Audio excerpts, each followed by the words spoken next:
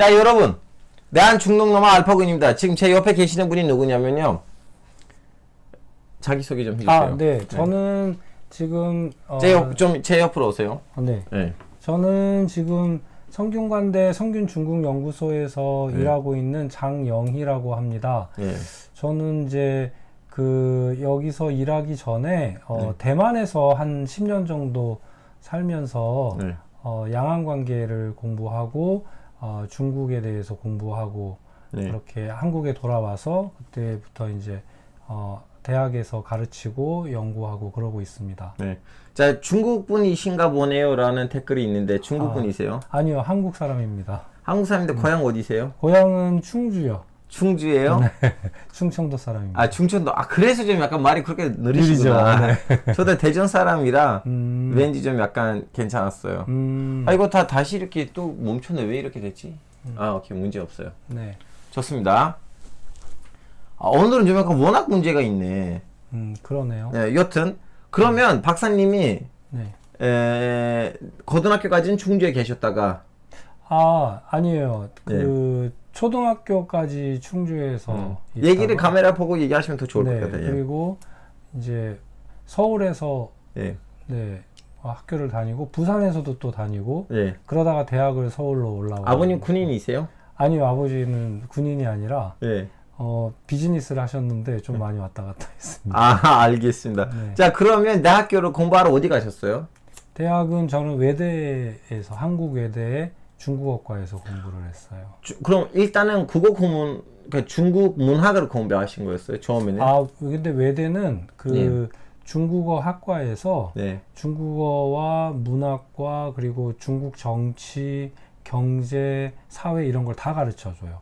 약간 지역학 개념이 들어가는 그런 공부를 시켜 주셨죠. 그래서 저를 가르쳤던 분들 중에 많은 분들이 또 대만에서 중국 정치 외교를 공부하고 오신 분, 또는 베이징에서 중국 경제 공부하고 오신 분, 이런 분들이 저를 가르쳐 주셨죠. 알겠습니다. 네. 자, 여러분 동시에도 여러분이 중간중간 지금 이 대화의 이 맥락에서 궁금하시는 거 있으시면 물어보시고, 대만 중국 언제 전쟁해요? 이런 적인 질문들을 지금 하시면 의미가 없어요. 네. AK님 멤버십 탈퇴하다가 지금 들어오시면 어떡해요. 하여튼 그래도 감사합니다. 늘 사랑합니다, AK님. 자, 그러면 교수님, 박사님, 중국 학에 들어가시고 일단은 언어를 배우신 거죠? 네, 그렇죠. 오케이. 제가 고등학교 때는 뭐 독일어를 공부했었는데 뭐 대학 때부터 중국어 공부하기 시작했어요. 왜 중국어로 공부하셨어요? 왜 독일어를 계속 안 하시고? 제가 93년도에 대학을 들어갔는데요. 92년도 8월에 한중 수교가 이루어졌잖아요. 그래서 그때 이제 마침 원서를 넣을 타이밍에 중국이 앞으로 한국에게 되게 중요한 국가가 되겠구나. 그래서 중국어를 공부해야 되겠다라고 생각을 하게 됐습니다. 오, 알겠습니다. 자, 그러면 교수님, 박사님, 중국 학과에 들어가셨는데 거기 그때 당시에 교수님들이 지금 방송에 나오신 분들인가요?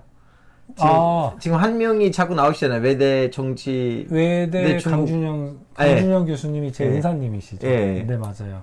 그때 강의를 들으셨어요? 네, 제가 대학 다닐 때 강준영 교수님 강의를 들었었고요.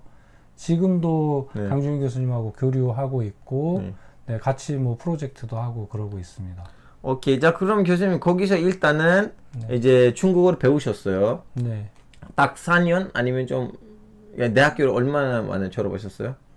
중간 좀 어학연수 안 가셨어요? 뭐 이제 제가 중간에 군대도 갔다 왔고요. 그다음에 군대 갔다 와서 중국 요녕성에 있는 대련에 가서 한 학기 정도 중국어 대련이요? 네. 우리 하룬이 엄마도 대련에서 거의 2년 살았어요. 어학연수로. 저도 그런데요. 그때 이제 자기 룸메이트가 이집트 여자여가지고 중국 아니고 중동에 관심이 가져서 저랑 결혼한 거예요. 그러네요. 그런 인연이 있네요. 하여튼 뭐 딸리안에서 2년 계셨는데 이제 박사님이 딱 한 학기만. 네, 저는 딱 한 학기만 있어요. 한 학기만 이제 딸리안에 계셔도 근데 왜 이렇게 큰 도시 아니고 딸리안 가셨어요? 왜 북경 아니고 왜 상해 아니고? 딸리안에 저희 삼촌이 알고 계시는 분이 있었어요. 그래서 이제 그분 있는 곳으로 이제 가게 된 거죠. 네. 네. 중국 교포인데요. 네. 네, 그래서 그분이 이제 제가 그 공부할 곳도 알아봐 주시고 그러셨죠.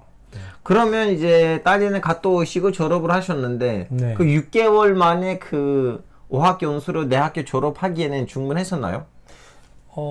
뭐 6개월만 중국어를 배워서는 충분하지 않죠. 네. 그래도 이제 중국어의 하드웨어 정도는 깔렸다고 생각하고 그 이후에도 대학에서 계속 중국어 관련된 수업도 듣고 중국어 원서도 읽고 그렇게 했으니까 그렇게 하다가 이제 대학원 때는 이제 국제관계학 쪽으로 공부를 하게 되고 그렇게 됐죠. 그러면 갔다 오시고 이제 그 외대에서 중고등학교에서 졸업을 하셨는데 졸업하시자마자 석사 하신 거예요? 아니요, 저는 이제 그 석사 과정을 하고 일을 좀 하다가 석사를 그러면 외대에서 하셨어요? 석사는 제가 경희대학교에 평화복지대학원이라고 있어요. 거기서 공부를 했습니다. 거기서도 주제는 중국이랑 관련이 있었나요?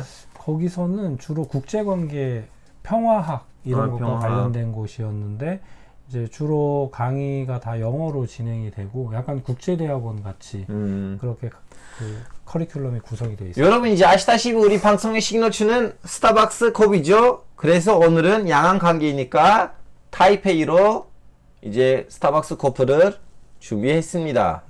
자, 이게 여기 보시면 101층 건물도 있고 네. 이거 타이페이 앞에는 이 건물이 뭐예요, 교수님?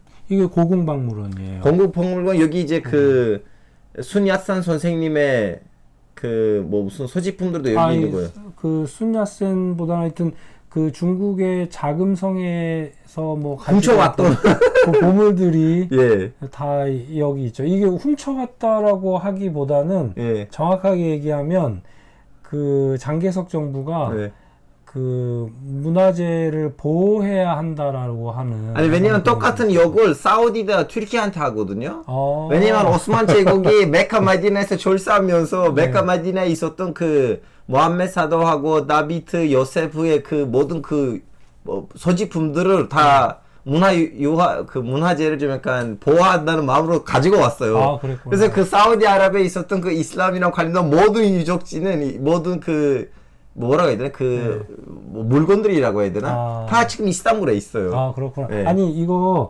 그 고궁박물원하고 되게 재밌는 에피소드가 있는데요. 네.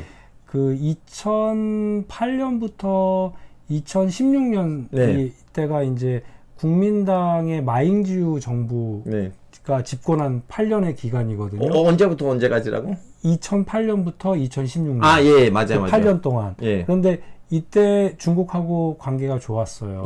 그래서 중국 관광객들이 대만에 엄청나게 왔는데 중국 관광객들이 고궁박물원을 제일 가고 싶어 하죠. 왜냐하면 중국의 보물들이 여기가 뭐 몇십만 점이 여기 있거든요. 그래서 여기에 이제 구경을 가서 이제 그 앞에 보물들을 앞에다 놓고 이거 우리 건데 이거 우리 거야 막 이렇게 하는 것을 그 대만 뉴스에서 찍는 거예요. 그러면은 대만 사람들이 기겁을 하는 거죠.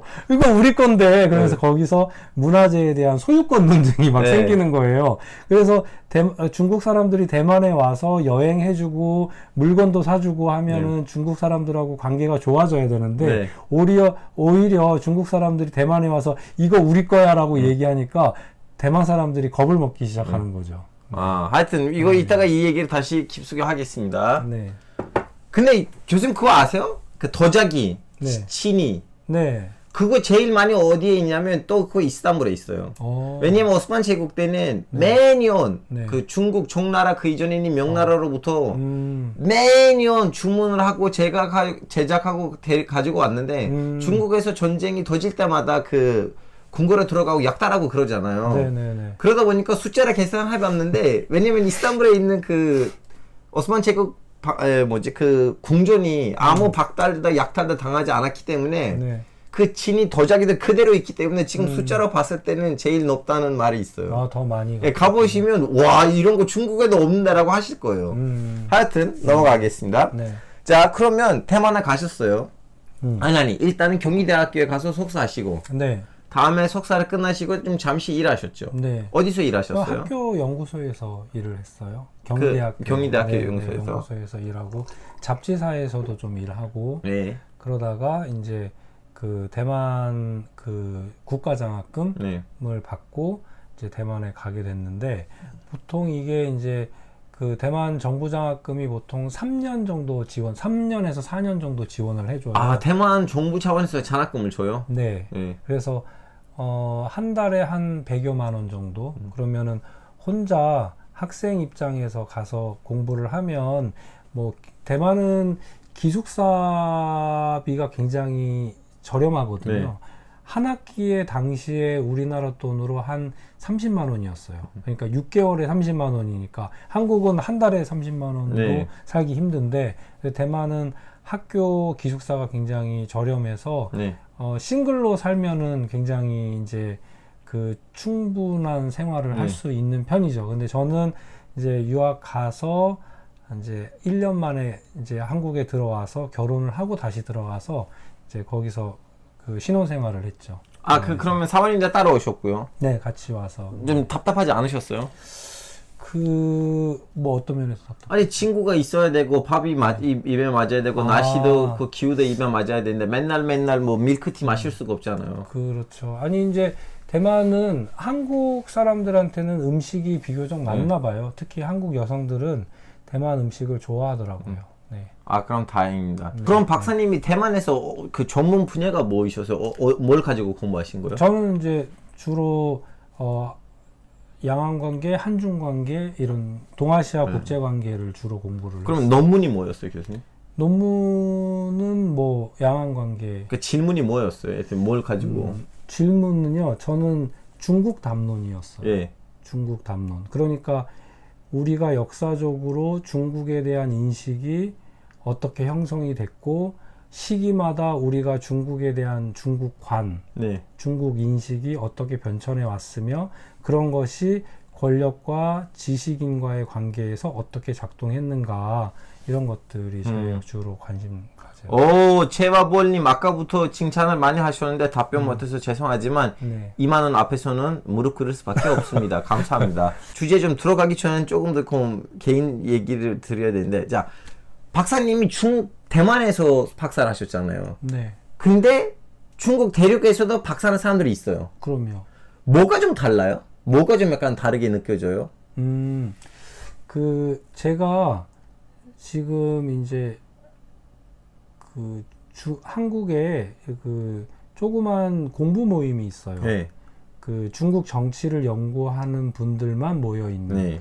그래서 뭐 각 대학의 교수님들, 국책연구기관의 연구위원님들 뭐 이렇게 모여서 중국 정치 연구회라고 하는 모임이 있는데, 한 달에 한 번 정도 네. 학회를 하는데, 거기에는 중국에서 박사를 하신 분들이 있고, 네. 한국에서 박사하신 분들이 있고, 또 미국에서 박사하신 분들도 있고, 저처럼 이제 대만에서 공부한 사람도 있는데, 이제 제가 최근에는 거의 유일하죠. 대만에서 공부한 사람으로는. 그런데 중국에서 공부한 사람하고 대만에서 공부한 사람의 기본적인 차이는 뭐냐면, 대만에는 금기가 없어요. 연구 주제라든가 자료라든가 이런 거에 대해서 자유롭게 선택할 수 있고, 그거 가지고 지도 교수님하고 이제 논의를 해서 하는데, 제가 최근에 이제 중국에서 공부하는 분들 이야기를 들어보면, 그 주제가 굉장히 지도 교수님의 의견에 의해서 제한되는 경우가 많아요. 예컨대 뭐 북한에 관련된 연구, 중국하고 북한의 관계를 연구한다거나 이렇게 할 때 그 주제는 민감하니까 연구하지 마라.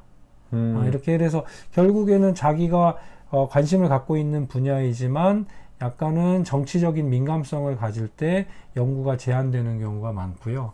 자료 같은 경우에도 이제 중국 같은 경우에는 이제 공식적인 문헌, 그 이상의 어떤 문헌, 뭐 비밀 자료라든가 이런 것들을 활용하는 것에 대해서는 좀 금기시되죠.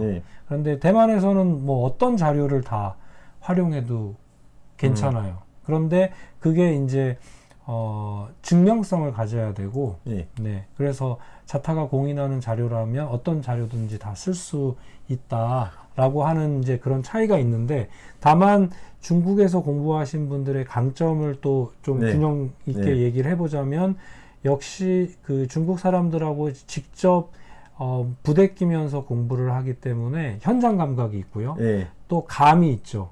예.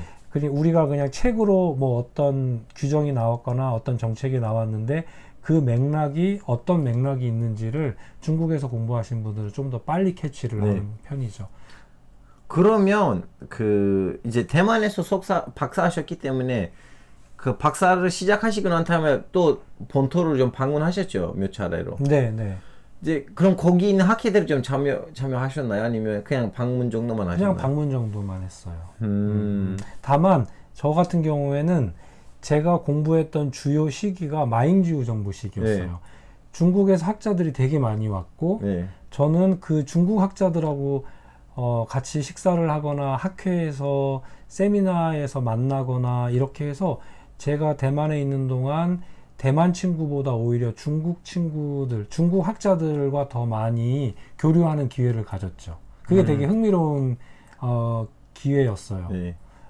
대만 사회는 이렇게 기본적으로 이민 사회거든요. 네. 그래서 사람에 대한 신뢰, 그러니까 친구가 되는데 좀 시간이 많이 걸려요. 거의 일본도 마찬가지던데. 일본도 그래요. 일본 사람들이 친구를 5명 말고는 많이 사귀진 않은 것 같아요. 딱 5명을 자기 인생에 받아주고. 대만 사람들은 아주 친절해요. 네. 젠틀하고 친절한데, 그래서 협력하기에 되게 좋은데 뭔가 어느 정도의 선이 있는 것 같았거든요. 그런데 이제 중국에서 온 학자들과 공부하고 있는 제가 만났을 때는 서로 여기가 제3국이잖아요. 대만이. 제3국이라고 뭐 동의하지 않을 분들도 있겠지만, 아무튼 제3의 공간에서 우리가 만났잖아요. 그래서 오히려 더 친밀해졌던 것 같아요. 네.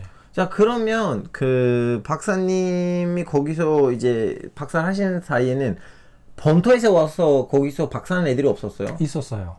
그럼 중국이 그거 뭐라고 하진 않는 거예요? 그 대만에서 박사해도 된다. 그러니까 마잉지우 정부 시기에는 경제 사회적인 통합을 목표로 했거든요. 네. 중국하고 대만 정부가 그 경제 사회적인 통합을 목표로 했기 때문에 학생들도 대만에 많이 보냈고요. 그러니까 학사 때부터 아니면 석사 박사? 학사들도 있고 주로는 석사과정 학생들이 가장 다수고요. 그 다음에 중국에서 박사를 받고 이제 정치학 전공자들인데 대만에 와서 이제 필드 리서치를 하는 분들도 많이 있었고요. 그 다음에 사실 대만에서 대만 기업인들이 사실 지금 중국에 중국 대륙에 뭐 진출만 뭐 거의 100만 명 이상이 가 있거든요. 그러니까 사실 우리 남북한 관계와 비교해 보면 중국과 대만의 관계는 경제 사회적으로 굉장히 교류가 활발하게 이루어졌었고 특히 마잉지우 정부 시기에 그게 활발하게 이루어졌었죠. 그러면 그 마잉주 대통령 이전에는 그런 좀 약간 내 학교 학생들끼리 좀 약간 이렇게 유학하거나 오거나 그런 건 없었죠. 마잉주 정부 시기 이전 정부가 천수이비엔 정부인데요. 맞아요. 또 민주당. 네, 민진당. 민주진보당. 2000년부터 2008년까지인데 이 시기에는 양안 관계, 그러니까 중국과 대만의 관계가 별로 좋지 않았어요. 그래서 학생들 간의 교류, 학자들 간의 교류가 굉장히 제한적이었어요. 그 중국 학생들이 대만에 와서 유학을 하게 된 것은 마잉주 정부 때부터. 처음이에요? 그때 처음이에요? 2008년 이후부터 처음이에요? 네, 맞아요. 그 이전은 아예 그 대만에 중국 학생이 없었다는 거예요? 그 이전에는 홍콩 학생들이 뭐 대만에 와서 유학을 하는 케이스는 있었지만 중국 본토 학생들은 제한돼 있었죠. 네. 아주 뭐 극소수의 뭐 박사과정 학생들은 있었을 수는 있겠지만 거의 공식적이지는 않아요. 그러면 교수님, 그 박사님, 이 중국 사람들이 대만에 갈 때, 대만 사람들이 중국에 갈 때 무슨 비자 발급하고는 어디에다가 신고를 하고 가야 될 것 같은데 그 기관이 어떤 기관이고 언제부터 생기고 어떻게 된 거예요? 그것까지는 제가 정확하게는 모르겠는데 일단 중국하고 대만 사이에는 그 해기회, 네. 해협기금회라고 하는 단체가 있고요. 네. 그 다음에 해협회라고 하는 단체가 있어요. 네. 해기회는 대만 단체이고 해협회는 중국 단체인데 네. 이건 정부기관이 아니라 약간 반관 반민이에요. 네. 그래서 이런 그 교류에 관련된 증명서라든가 이런 것들을 처리해주는 역할을 했었죠. 네. 그러면 지금도 지금 이 와중에도 왜냐하면 정부 간에 그 뭐 비자를 내준다거나 이렇게 되면은 국가와 국가 간의 관계가 되는 거잖아요. 아, 맞아요. 그래서 그걸 피하려고 그 민간 기구가 그 역할을 해준 거예요. 그러면 지금 예를 들면 어느 나라에 이렇게 관계도 안 좋은데 어떤 중국 사람이 지금 대만에 가고 싶으면 막 할 수가 있어요? 중국 사람들이 대만에 들어가려면 일단 그 이제 받아야 되죠.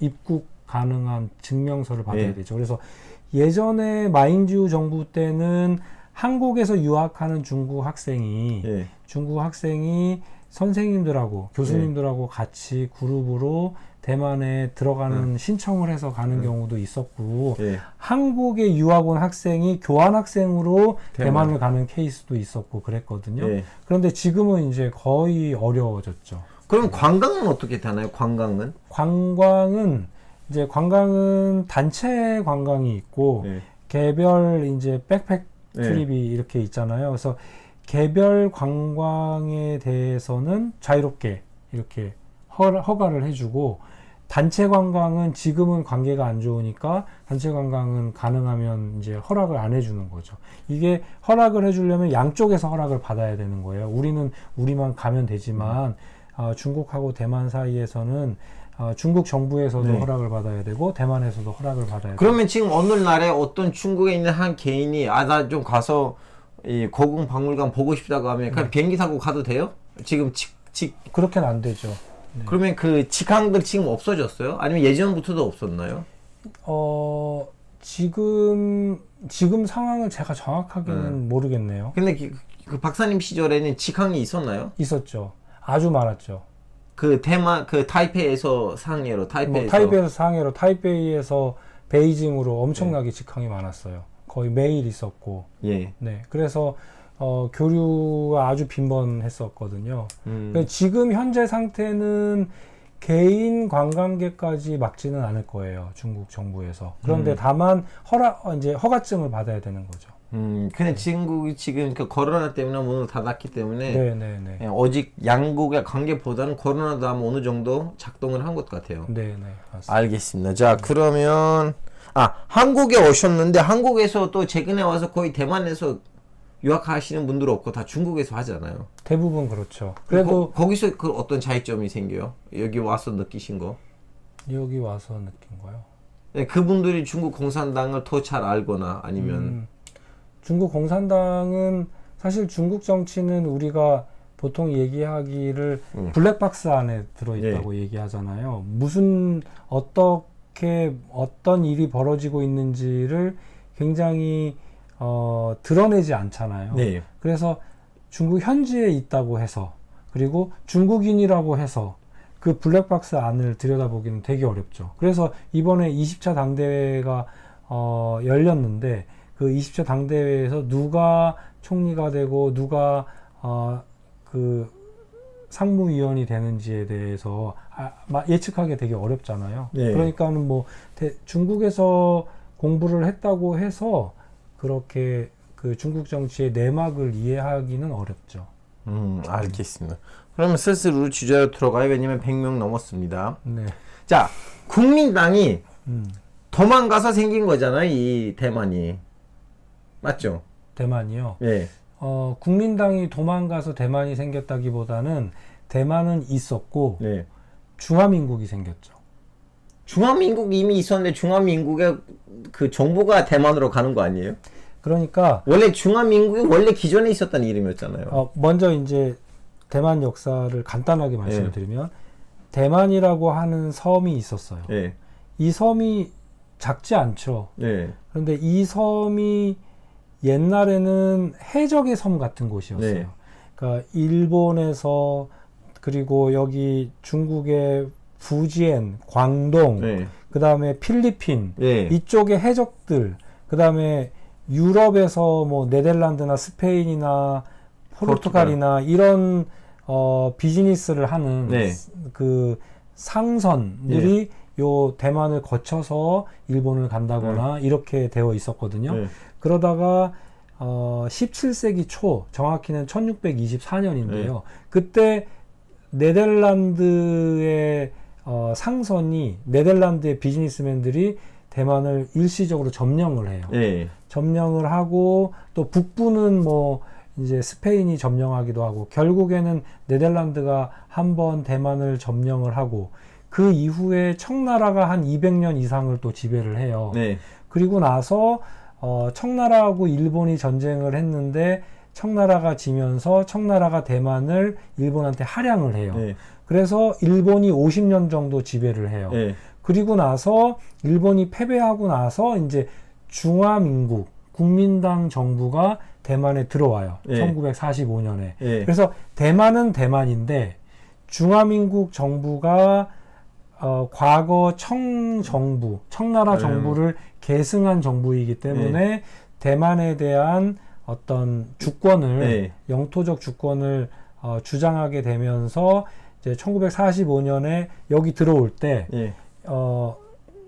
중화민국 정부밖에 없었잖아요. 그러다가 중국 대륙에서 국공 내전이 있었죠. 중국 공산당과 국민당이 싸움을 해서 결국에는 1949년에 중국 공산당이 승리를 하죠.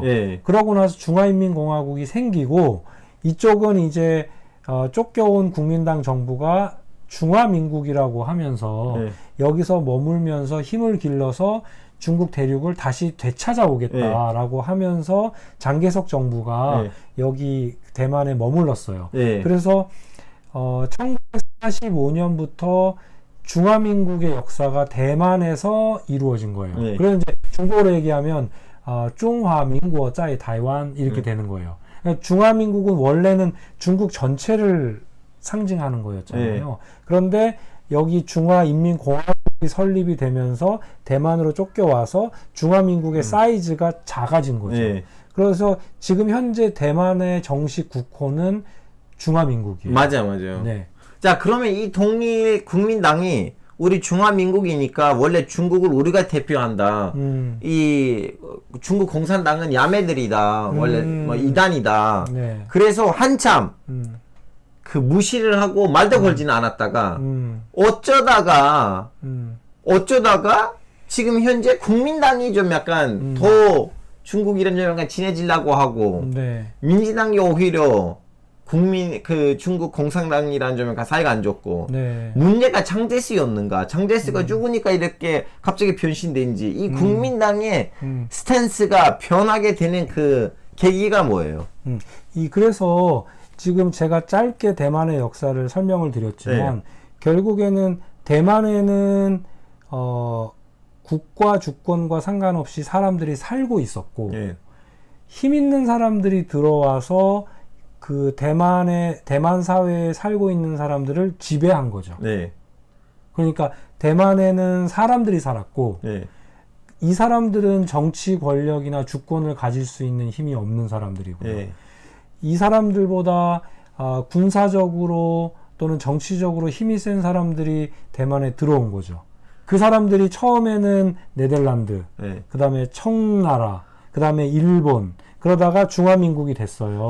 근데 박사님 그렇게 하면 그 6.25 전쟁 때도 원래 그 임시정부를 부산에서 아니고 제주도에서 만들까라는 그런 방안까지 나왔고 혹시나 이승만이 부산 아니고 제주도에다가 임시정부를 수립하고 다음에 우리는 6.25 전쟁 때 이기지 못했으면 그러면 지금 또 제주도에 있는 그 정부가 대한민국이 될 거고 그러면 제주도에다가 힘 있는 사람들이 왔다는 걸로 좀 해석하는 거는 좀 약간 아닌 것 같진 않아요, 혹시? 네. 그래서 제가 지금 말씀드리는 것은 이제 제가 대만에서 공부한 사람이니까 대만 사회를 좀 내재적으로 이해한다라고 하는 차원에서 대만 사람들이 생각하고 있는 이 역사관, 세계관에 대해서 소개해드리고 싶은 거예요. 그런데 사실 역사라는 것은 결국 권력을 쥐고 있는 사람들이 결정을 하잖아요. 예. 이제 그 역사의 비정함과 역사의 어떤 뜻을 제가 부정하겠다는 얘기가 네. 아니라 대만 사람들 입장에서 중화민국이라고 하는 존재를 대만 사람들이 중화민국이라고 하는 존재를 어떻게 인식하고 있는지를 설명해 드리고 싶은 거예요. 그러면 대만 사람들이 그 200년 동안 종나라의 지배를 받았고 물론 역사적으로 봤으니까 또 예전에는 명나라에 살짝 좀 지배를 받은 적도 있다면서 명나라의 그 자국을 그렇죠. 도망가가지고 네. 그래서 이 대만이 역사적으로는 본토로부터 지배를 받았고 어떻게 보면 뭐 샨동성 아니면 뭐 광동성 같은 뭔가 좀 약간 중국이라는 그 큰 대륙의 하나의 일부인 것 같은데 그러면 이 대만 사람들이 그런 역사적인 배경을 별로 신경 안 쓰고 무시한다는 거예요? 아니에요. 여기 굉장히 그래서 그 이제 저의 이야기를 알파고 기자님도 오해할 수가 있고 네. 이제 시청자분들도 오해할 수가 있는데 네. 요 부분을 설명하는 게 굉장히 미묘해요. 네. 그거를 제가 설명을 잘 할 수 있을지 모르겠는데 알겠습니다. 잠깐 들어보세요. 네. 그 대만 사람들은 지금 현재 중화민국 정체성을 국가적으로 내세우고 있는데 네. 이 사람들의 혈통적인 아이덴티티, 네. 그러니까 혈통적인 정체성은 기본적으로 한 차이니즈죠. 네. 이 사람들은 한수. 중국의 혈통을 가지고 네. 있는 거예요. 한 차이니즈의 혈통을 가지고 있는데 순수 한 차이니즈라고 하기가 좀 어려운 측면이 있어요. 네. 이 사람들이 중국과의 정체성의 정치를 시도하다 보니까, 그러니까 본토주의죠. 나는 중국이 이제 대만 사람들이 중국에 대한 반감이 있거든요. 네. 그 반감이 두 가지 측면에서 볼 수 있어요. 개념적으로. 하나는 뭐냐면 반공주의. 네. 그 중국 공산당이 대만을 지배하면서 얼마나 냉전적인 사고를 가르쳤겠어요. 네. 중국 공산당은 야만이다. 네. 뭐 이런 이야기를 계속해서 교육했을 네. 거 아니에요. 그래서 반공주의가 있죠. 우리나라도 반공주의가 있잖아요. 그죠?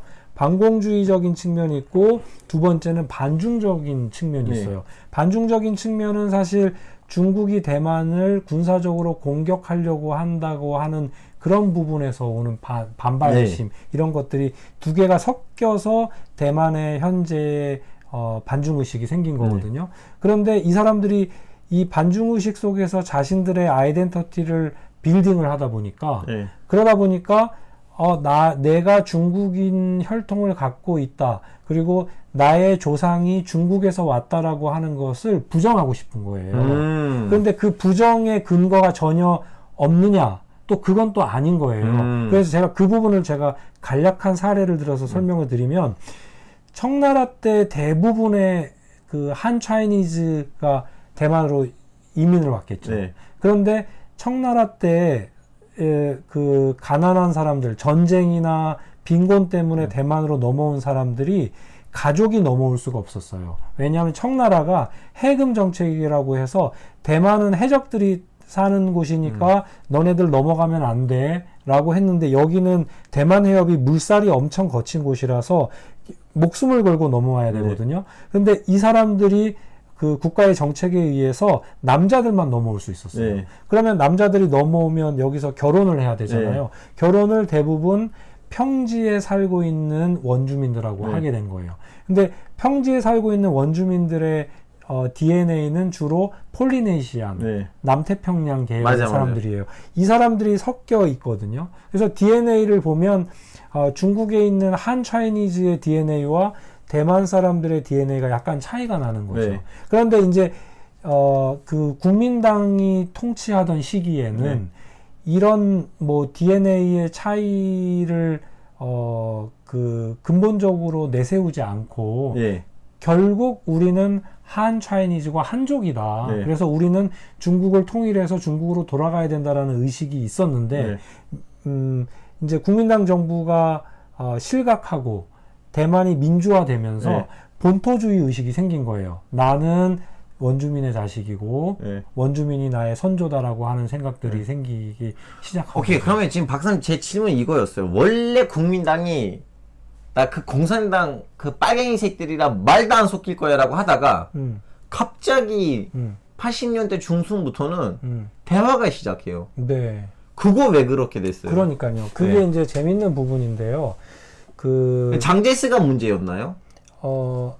장제스는 이제 장제스 다음이 장경국이라고 해서 네. 장제스의 아들이거든요. 네. 근데 장경국 총통은 세습을 했어요? 네, 세습했죠. 그러니까 와우. 사실 대만도 중국한테 엄청 뭐라고 할 수 없는 게 네. 여기도 일당 독재, 네. 일당 체제 그리고 그 권위주의 체제가 굉장히 오랫동안 유지가 됐었어요. 네. 거의 한 40년 가까이. 네. 그러고 나서 또 계엄령 체제였어요. 네. 그거를 장경국 총통이 풀기 시작하고 이제 야당을 만드는 것을 인정하기 시작하게 되면서 민주진보당이 생겨난 거죠. 그러면 그 장제스의 아들이 왜 그러한 선택을 하게 됐어요? 본인이 왜 민주화를 세습을 받은 건데 왜 왜냐면 김정일도 아버지한테 받았는데 북한을 네. 그렇게 풀어주지 않았잖아요. 네, 그러니까 장경국이라고 하는 사람은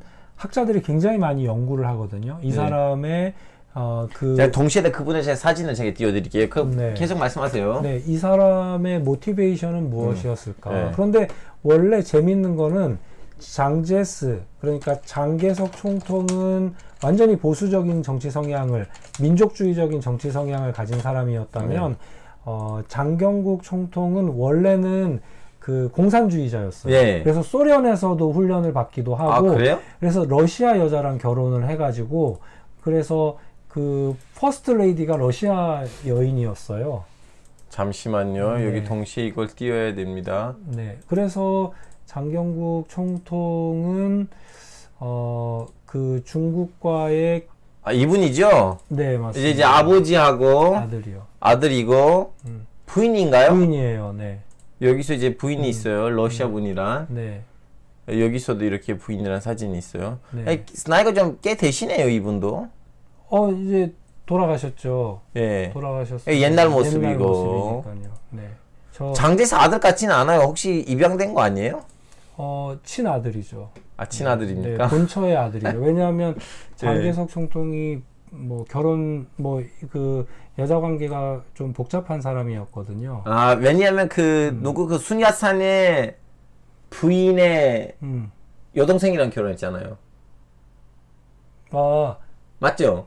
그렇습니다. 부인의 맞습니다. 네. 순야산 부인의 삼자매라고 하는 무슨 자매들이었죠? 그 걔네들이? 그 영화 송가 황조. 네. 송가 황조에 보면은 그 세 자매가 엄청나게 중국 근대사에서 큰 역할을 하죠. 이제 88년까지 하고 다음은 이제 민주화를 시키고 이제 88년에 이분이 돌아가셨어요. 그러면 죽을 때까지 그분이 정권을 잡았네요. 그렇죠. 무슨 민주화하는 것도 아니네요. 그런데 이제 그 70년대 후반부터 당회 운동이라고 해서 이제 당화의 운동이라고 해서 그 국민당 외에 그 당, 국민당 밖에서 정치 운동을 할 수 있는 거를 허락해 줬죠. 그럼 왜 허락해 준 거예요? 그러니까 그건 모르죠, 우리는. 연구 대상이죠. 기본적으로는 장경국 총통이 시대의 흐름, 그다음에 민주화라고 하는 가치를 막을 수 없다라고 하는 그런 판단을 했고요. 장개석 총통은 대만 사람들한테 굉장히 비판을 많이 받아요. 우리나라의 이승만, 이제 약간 독재자 느낌의 그런 장제스가요. 장제스가 그런 이미지가 있어요. 그런데 장경국 총통 같은 경우에는 이제 장제스 같은 경우에는 대만을 임시로 머무는 곳으로 생각을 했어요. 중국으로 돌아가서 중국을 다시 수복하겠다라는 목표 의식이 있었는데 이제 대만에 오래 있다 보니까 그걸 포기하게 된 거죠. 장경국은 이제 그런 꿈은 실현 불가능하다. 그래서 대만을 건설하고 대만이 살기 좋은 사회로 만들자라고 하는 비전을 제시하고 그걸 추진하고 그러면서 그 자신의 후계자로 대만 본토 출신, 대만에서 태어난 사람. 이게 이제 재밌는 게 뭐냐면 일제 강점기가 끝나고 중국 사람들이 대만으로 몰려오잖아요. 네. 그러니까 전쟁에서 진 국민당 관련된 사람들, 국민당을 지지하는 사람들, 국민당 군대가 대만으로 몰려오는데 네. 그때 대략 인구가 한 600만 정도 돼요. 네. 그러면 한 450만 정도는 일제 강점기를 살았던 사람들이고 네. 150만 정도는 중국에서 건너온 사람들이에요. 요 사람들이 같이 공존을 하면서 서로 간에 반목이 생기는 거죠. 네. 그거를 외성인과 본성인 간의 어떤 정치적인 충돌, 네. 갈등이라고 얘기를 하는데 그게 아주 극명하게 드러난 것이 1947년에 228 사건이라고 해서 네. 그 대만 사람들이 그 중화민국 그러니까 그 국민당 정부가 그 대만을 점령할 때 너무 강압적으로 네. 이렇게 해서 어떤 정치적인 사건이 일어났어요. 몇 년대라고 하셨어요? 1947년. 47년, 예. 그래서 이제 그 대만 사람들이 그 시위도 하고 약간 그 무력 이제 투쟁도 하고 그랬거든요. 그래서 그때 이제 그 국민당 정부가 이거를 무력으로 진압을 했죠. 약간 홍콩 진압한 거와 비슷하게 그렇게 진압을 했고 그게 이제 대만 정치에서 약간의 원죄가 됐죠. 완전. 그러면 이제 이 장경국 시절 말기에는 이제 중국이랑 대화가 시작했잖아요. 네. 이분의 아버지와 다르게 중국이랑 대화를 하게 된 계기가 뭐예요? 아버지는 죽어도 말 안 걸었어요. 그게 이제 남북한 간에 이산 가족이 있잖아요. 네. 양안 관계에서도 이산 가족이 많은 거예요. 네. 왜냐하면 한 150만에서 200만 되는 사람들이 네. 중국에서 그 국공 내전에 패배하고 넘어온 사람들이니까 중국이 이제 개혁 개방을 한다고 하네. 1978년부터. 네. 그러니까 좀 지켜봤어요. 그래서 1980년대부터는 중국이 정말 등소평이라고 하는 지도자에 의해서 개혁 개방을 추진한다면 네. 우리 이제 이산가족 만나게 해주자. 네. 왜냐하면 여기 온 사람들 다 뿌리가 여기 네. 그 외성인들의 뿌리는 다 중국에서 온 사람들이잖아요. 그래서 가족들 만나게 해주고 그리고 대만 기업인들이 또 중국에 가서 투자도 하고 비즈니스도 하게 해주자라고 하는 그런 생각을 하게 된 것은 기본적으로 장경국이라고 하는 지도자가 그런 어떤 인간적인 면이 있었던 것이고 뭐 어떤 정치적인 목적 때문에 그렇게 하지는 않았고. 그러면 이렇게 정리해도 되나요? 그 덩시오핑이 만들었던 그 개혁 개방 정책이 대만이 중국 본토를 평가하는 데 있어서 새로운 데이터가 돼버리고 그 새로운 데이터를 통해서 다시 한번 중국을 평가를 했는데 우리는 그동안 쌩 깠는데 이제부터는 쌩 깔 필요가 없고 좀 대화해보자.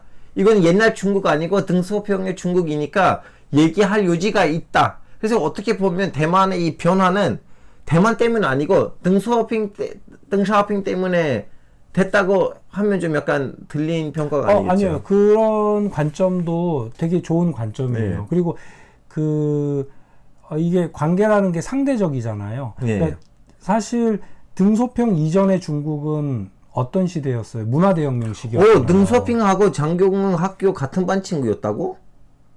등소평이랑 장경국이랑요. 네. 그거는 여기 찌라시 나올 수도 있으니까요. 많이 신경 쓰지 마시고. 네. 근데 이 레인하르트라는 그 시청자분이 네. 좀 나름 좀 약간 잡지식이 있으신 분이니까. 잡지식이라고 얘기하면 어떡해요, 시청자한테. 아니 저 그 정도 친해요 이분들이랑. 친하시군요. 아무튼 모스크바에서 같은 반이었대요. 네. 저 이거는 모르고 있었어요. 네. 제가 뭐 이거 확인해야 돼요. 레인하르트 이렇게 쓰셨다고 해서 맞는 거 아니에요. 박사라고 다 아는 거 아니거든요. 오해 없으셨으면 좋겠어요. 일단 요거 저도 재밌네요. 그런데 그러니까 그 등소평이 개혁 개방을 하기 이전에 중국은 문화대혁명을 한 거잖아요. 문화대혁명 했을 때 대만 사회에서 봐라. 공산당 저렇게 한다. 전통 문물 다 때려 부시고 뭐 선생도 없고 뭐 이런 뭐 부모도 없고 저 봐라 이렇게 평가를 하다가 등소평이 이제 그 문화대혁명의 중국을 정리를 하고 개혁 개방으로 하면서 대만의 인식이 바뀌었죠. 네. 중국에 대한 인식이 바뀌었고 네. 그 인식이 바뀌면서 중국을 재평가하고 중국과 교류할 수 있겠다, 중국을 갈 수 있겠다라고 하는 의식이 생긴 게 알겠습니다. 자, 그러면 다음 질문으로 레이든하트님 삐지지 마세요. 우리 채널 아시잖아요. 이렇게 서로 웃기고 칭찬하고 때로는 약 올리는 그런 채널입니다. 네. 그러면 아니죠? 아, 그분이 나갈 수가 없어요. 그분이 지금 1년째 유료 구독자예요. 네. 그냥 무료 구독자예요. 근데 유료 구독자만큼 말이 많아요.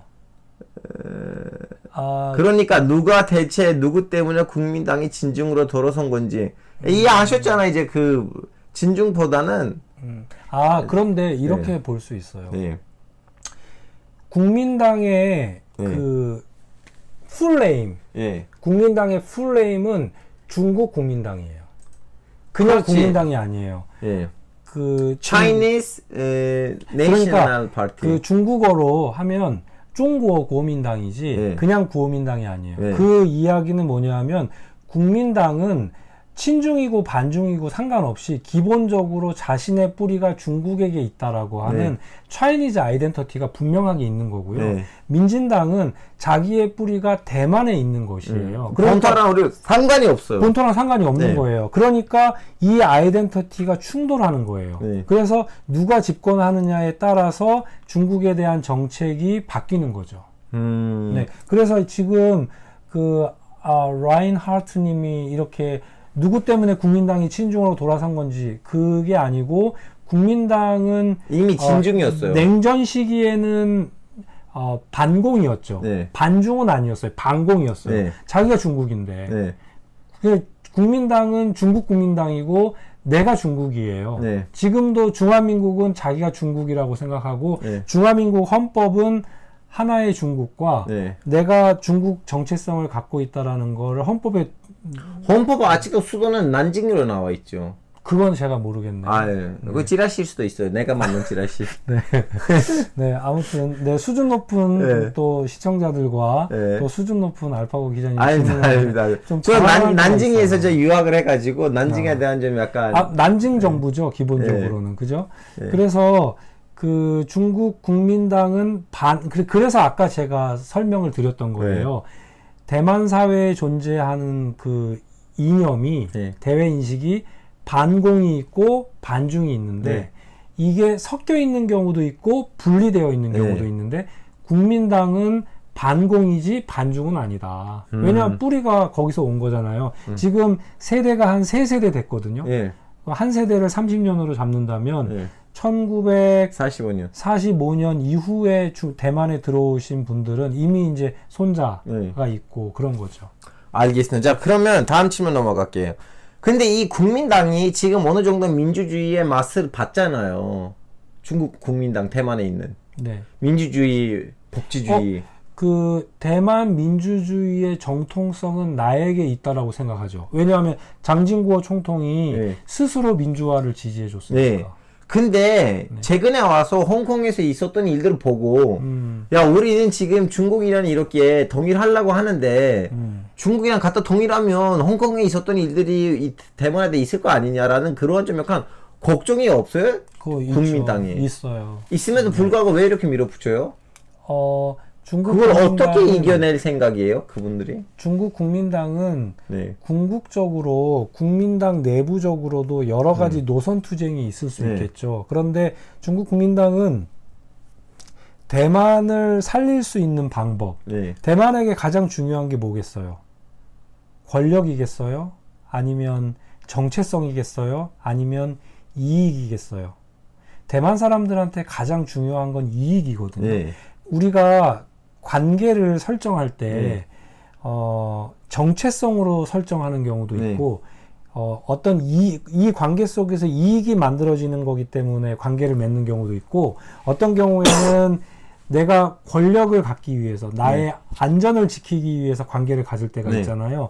그런데 지금 이 시대는 자꾸 정체성과 가치를 중요시하는 세계가 됐지만 사실은 우리가 관계를 맺을 때 종교가 다르다고 국적이 다르다고 서로 교류 안 하나요? 이익이 생기면 교류를 하잖아요. 그래서 국민당 입장에서는 대만이 살 길은 결국 경제적 이익을 확대하는 거예요. 경제 발전이에요.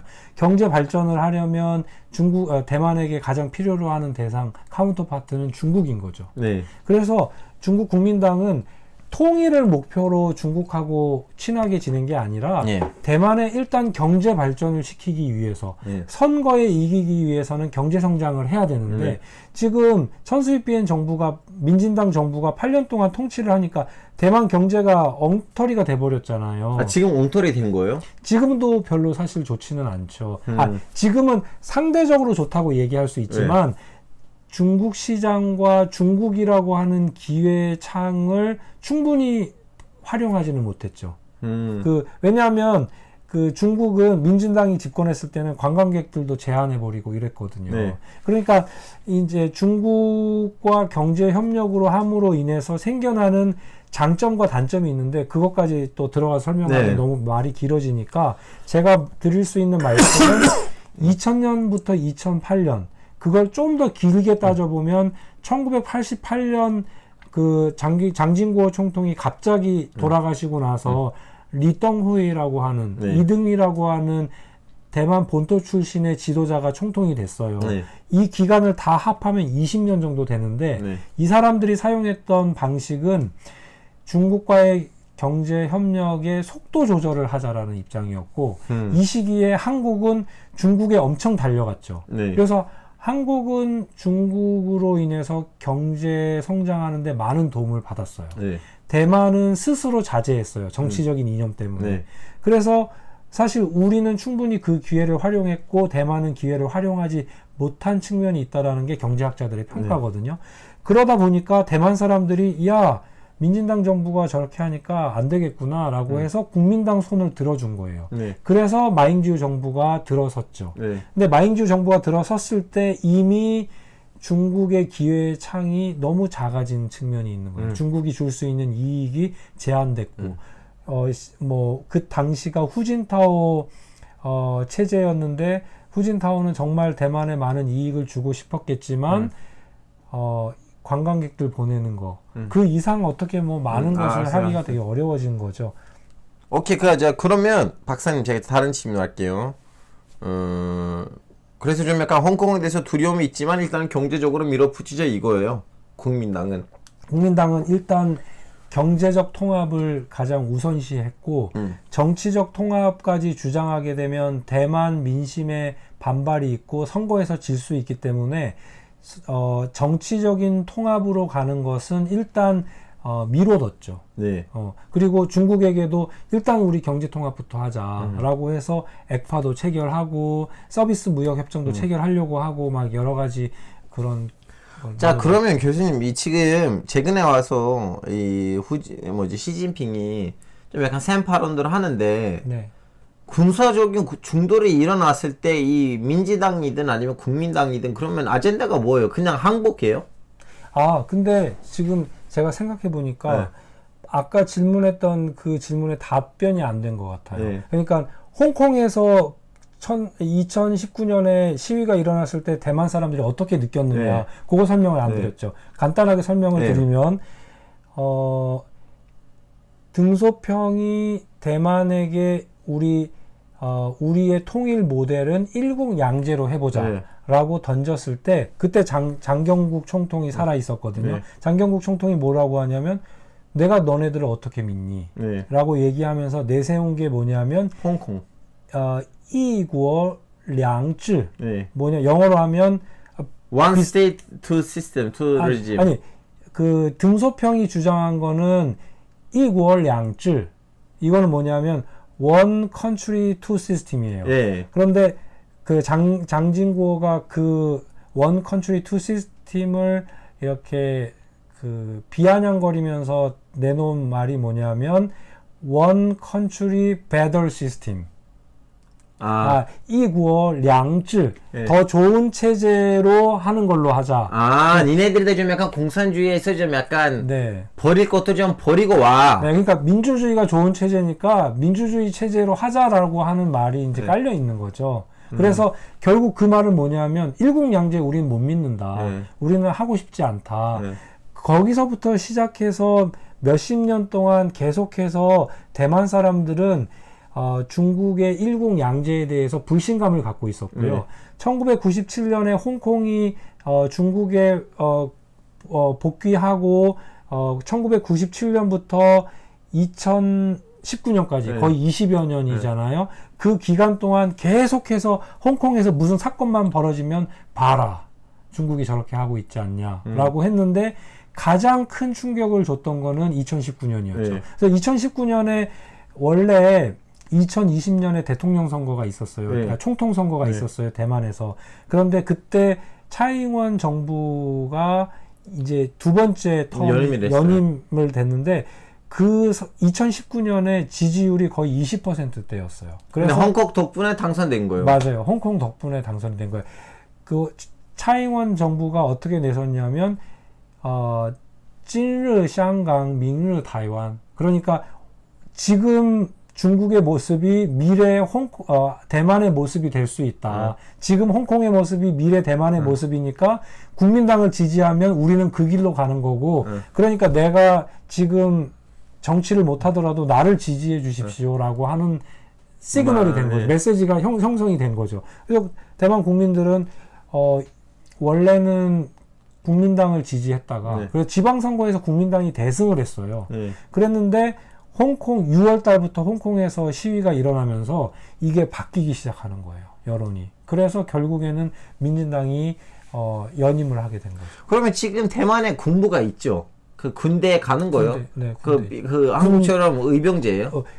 한국처럼 징병제라고 할 수는 없고 모병제로 전환하는 시기인데 이 두 개가 공존하고 있는 상황이에요. 아, 원래 의병제였다가 지금 모병제로 넘어가고 있어요? 근데 원래는 이제 징병제였죠. 네, 징병제. 모든 사람들이 다 군대를 가야 됐는데 지금은 그 모든 사람들이 4개월의 군사훈련만 받도록 되어 있어요. 그래서 4개월 군사훈련하고 제대를 하는 거예요.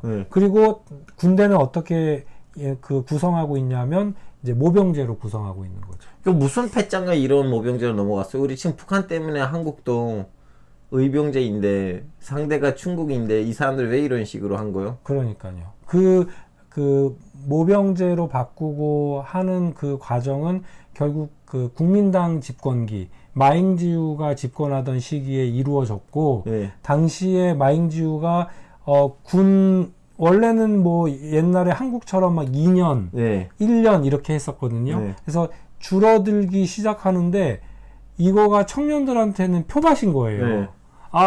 나 군대 그 복무 기간이 줄어드니까 투표하는 거죠, 일단. 그리고 국민당은 그걸 노린 거죠.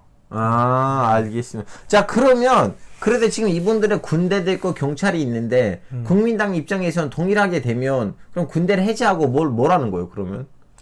그러니까 이제 요즘 이제 그 사실은 그 중국이 대만에 대해서 굉장히 이제 어떤 전략적 인내라고 해서 인내심을 갖고 인내라고 하지 마세요. 지금 우리 댓글 시청자분 한 명이 인내에 대한 좀 약간 집착이 있으시거든요. 이게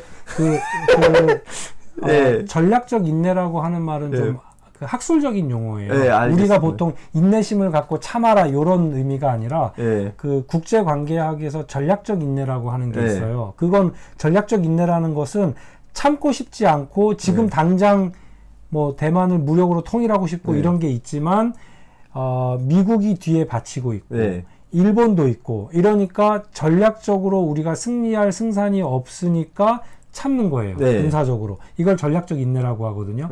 중국이 지금까지 대만 문제를 다루는 과정에서 이런 전략적 인내를 유지하다가 트럼프 행정부가 2017년에 들어섰잖아요.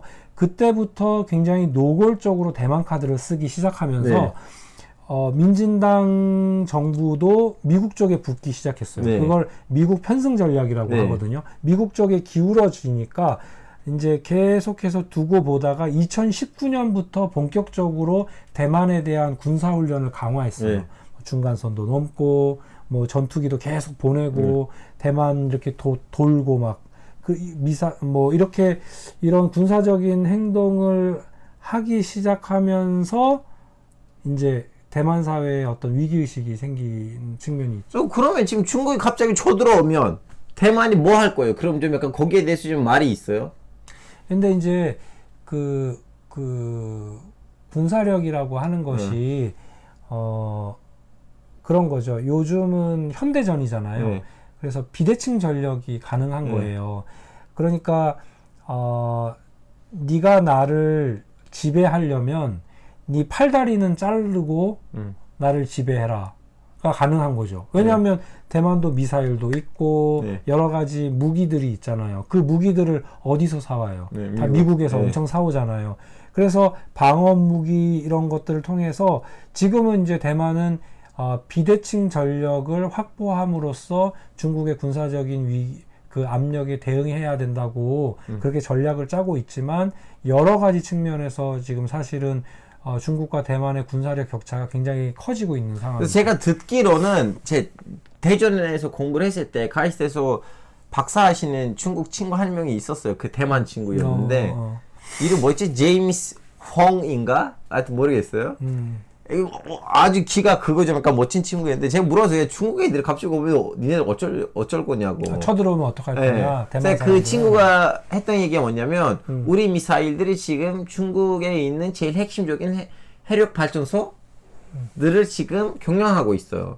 그래서 걔네들이 우리한테 공격을 하면 우리의 어떤 미사일이 걔네들의 그 해력 발전소들을 답지하고 있는지 모르니까 걔네들은 알아요. 우리는 그 혹시 공격이 쳐들어오면 바로 미사일을 사고 그 해력 발전소들이 폭파될 것이니. 근데 중국이 갑자기 그 수많은 해력 발전소가 멈추는 것을 좀 약간 감당하지 못할 거니까 걔네들도 지금 군사 적산에 나서지 않는다라고 말을 했는데 그 말이 맞는지 모르겠어요. 그거는 중국이 지금 어디에다가 좀 약간 무슨 억지력이 있어야 되는데 대만이 그 억지력이 뭐예요?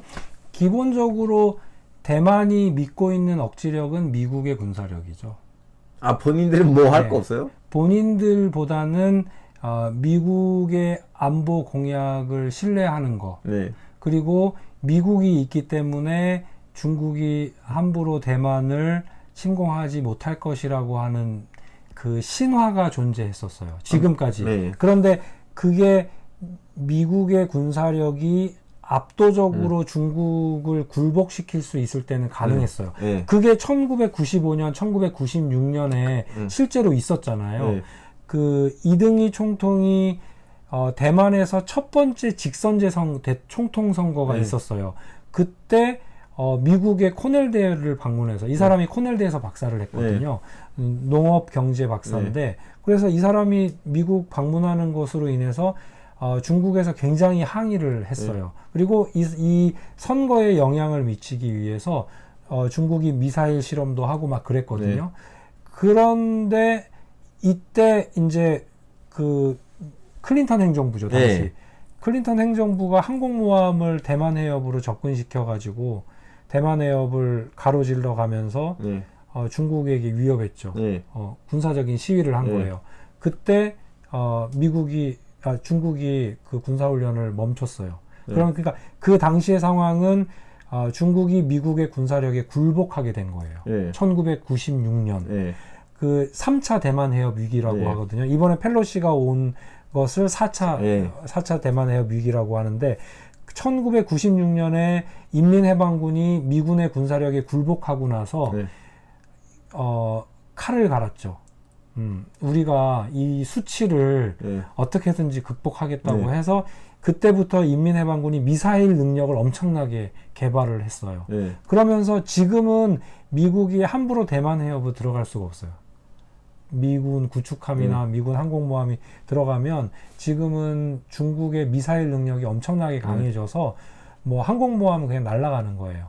그런 상황이 되어버렸거든요. 그러니까 인민해방군이 그 3차 대만 해협 위기를 계기로 절치부심해서 군사력을 강화시켰고 지금은 그 군사력이 굉장히 강해진 상태에 있는 거거든요. 그래서 결과적으로는 1990년대, 2000년대 중후반까지는 사실 그 대만의 그러니까 공군력이 중국을 압도했어요. 그래서 대만이 자신감을 갖고 있었는데 이제는 그런 상황이 아니에요. 그 언제까지라고 했어요? 공군이 앞서갔다는 거는? 2008년 정도까지로 봐요. 아, 2008년까지만 해도 대만은 공군이 중국 공군보다 좋았어요. 네. 오. 그런데 이제 사실 그 중국이 1996년 3차 대만해협 위기부터 계속해서 이제 국방비를 늘리잖아요. 그러면서 그게 명시적으로 이제 그 효과가 나기 시작한 것이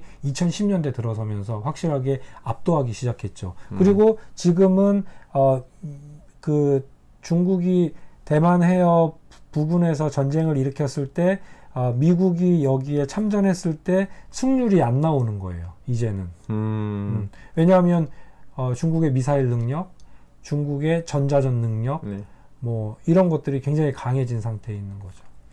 알겠습니다. 자, 여러분 제가 물어볼 질문들 다 끝났고요. 여러분들의 몇 개 질문을 다 받아가지고 그 질문들을 교수님한테 해드리고 마무리할 겁니다. 강도토르님 좀 늦게 오십니다. 송자매 얘기는 벌써 했어요. 네. 근데 이 말도 못 들으실 거예요. 왜냐하면 중간에 들어갔기 때문에 지금 아마 한 20분 전후, 30분 전후 듣고 계세요. 우리는 지금 얼마나 떠든 거죠? 우리 떠든 거 아닙니다. 오늘 학술적인 얘기들 했습니다. 1시간 16분. 예. 어분이 오프닝이었기 때문에 한 1시간 10분이요. 네, 근데 가장 중요한 관심사와 질문은 결국 대만 해협에서 전쟁이 일어날 가능성이 있느냐 없느냐 이거가 결국 피날레 아닌가요? 네, 피날레 있을 것 같지요? 이게 이제 합리적으로 이게 참 그 말씀드리기가 되게 어려운 부분이에요. 그거는 미래를 예측하는 거잖아요. 네. 사람이 어떻게 미래를 예측할 수 있겠어요? 신이 아닌데. 그런데 합리적으로 따져보면 지금 현재 상황은 중국이 대만을 침공할 수 있는 가능성이 과거보다 훨씬 더 높아져 있는 상황이에요. 그건 확실해요. 네. 2017년까지는 중국이 침공을 할 수 있는 가능성 자체가 올라갔다는 거 확실하고, 근데 할 건지 안 할 건지는 우리는 확실하게 알 수 없죠. 네. 알 수 없는데 이제 그 여러 가지 상황을 따져봐야 되겠죠. 네. 그런데 그 국제 정치학에서 가장 이제 국제 정치학의 대부라고 할 수 있는 사람이 케네스 월츠예요. 네. 케네스 월츠가 무슨 책을 썼냐면은 인간 국가 전쟁이라고 하는 책을 썼는데 이거는 이제 국제 정치학의 클래식이거든요. 근데 이분이 그 국제 정치학을 분석할 때 인간을 볼 것이냐. 그러니까 개인의 그 결정이 개인의 행위가 구조를 변화시킬 수 있느냐.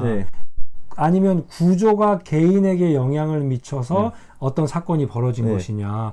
그리고 이 국가를 넘어서서 세계 체제가 또 어떻게 영향을 미치느냐. 이런 거를 이제 그 분석 수준이라고 하는데 이 분석 수준에 따라서 이제 이야기가 달라져야 되는데 지금 현재 상황은 어떠냐면 시진핑이라고 하는 개인이 통일을 자신의 역사적 레거시로 삼으려고 하는 권력 의지가 굉장히 강하다. 그래서 어떤 국제관계에서는 어떤 것을 결정할 때 내가 그런 의지가 있느냐. 그러면 내가 그 의지가 있다면 내가 그 의지를 구현할 수 있는 능력이 있느냐. 요거를 평가해야 되거든요. 근데 시진핑은 지금 현재 그런 의지를 가지고 있다고 봐야 되는 거예요. 그러면 그래서 그 의지를 갖고 있는데 중국 그러니까 시진핑 정권이 대만을 전쟁을 해서 이길 수 있는 능력을 가지고 있느냐를 평가해야 되는데 지금 현재 상태에서는 이길 수 있다고 보기는 어려워요. 그런데 이제 많은 군사 전문가들이 2027년이 중국이 대만을 침공할 수 있는 가장 적기라고 얘기하거든요. 왜냐면 미국 군인들도 그것도 이제 그 자기 장비들을 교체하고 그러니까. 네, 교체하는 그 군사적인 공백기 그리고 좀 군사적으로 좀 약화되는 시기이기도 하지만 2027년이 인민해방군 창군 100주년이라고 하는 상징성. 두 번째는 시진핑이 이제 사연임을 할 수 있는 걸 결정하는 시기.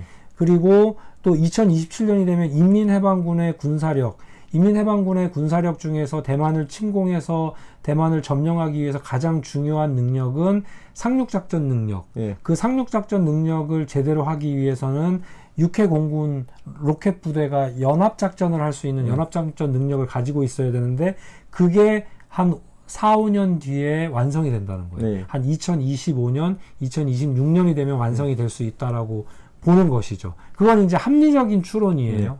그리고 현재 국제적인 시스템으로 보면 미중이 엄청나게 충돌하고 있잖아요. 갈등하고 있잖아요. 이런 게 투키디데스 함정이라고 해서 결국 패권을 잃지 않기 위해서 그 대만이라고 하는 곳이 굉장히 그 플래시 포인트가 돼버린 거고요. 이런 측면이 있는데 지금 대만 사람들에게는 그나마 행운이라고 할 수 있는 게 반도체 산업이라고 하는 능력이 있는 거예요. 네. 만약 이제 우리가 이제 오해하는 게 미국은 반드시 대만을 지켜줄 것이라고 생각하는데 오산이거든요. 네. 미국은 미국의 국가 이익에 의해서 움직이는 거예요.